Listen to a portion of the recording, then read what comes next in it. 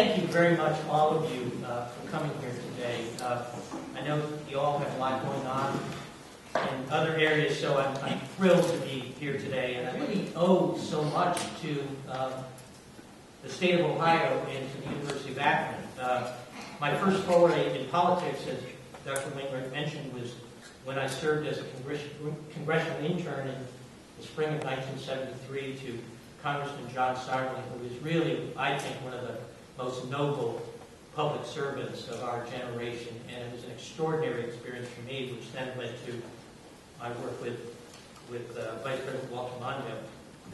I'd like to talk a little bit about, if I may, before talking about Elihu Washburn, to just talk anecdotally a little bit about the last 30 years of this crazy research business that I've been involved in, and in effect following my bliss, as the philosopher Joseph Campbell said at one point. And that's in fact what I've done, because it has been such a joy and such a bliss in these projects that I've been involved with.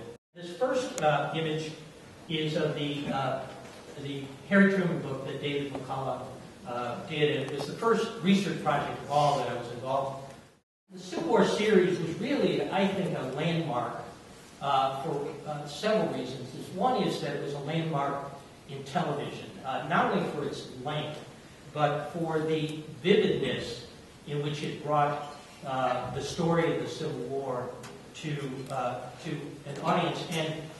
And it was a landmark, I think, in a lot of ways, that it brought a lot of people's interest into history that would not have otherwise been attracted to it. History should be taught, and if it's in order to bring light to it, that it's not just those battles of politicians or presidents or prime ministers, but history is also art, it's music, it's science and technology, and it's medicine, it's poetry, and literature. It's all of those, and those should all be studied in the context. And the reason, this is a photograph of Augustus St. Gaudens, who is one of the great American sculptors of the 19th century. And he did the Shaw Memorial up in Boston of the 54th Massachusetts. He did the Farragut statue in New York City, and also the Sherman statue. And he's really one of the great American sculptors of the 19th century. And one of the great discoveries that both David and I had in our 30 years was the discovery of the story of Elihu Washburn, our minister in France, during the Franco-Prussian War and the siege of the Commune.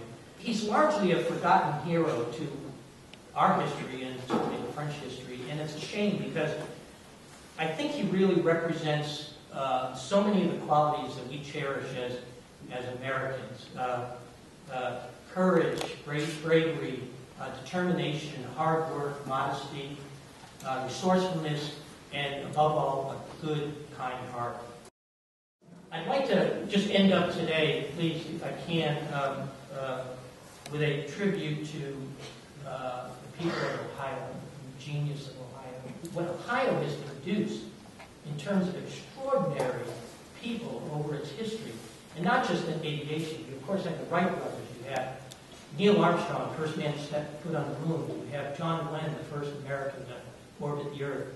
You have Judy Resnick from here from Akron, who sacrificed her life in the pursuit of exploration of space on the Challenger disaster. Wilbur said this: Ohio stands at the gateway between the East and the West, and her sons, daughters, he would have said, possess the boundless energy and enthusiasm of the West and combine it with the salt of conservation of the East. The result is a combination that carries Ohio men and women to victory everywhere.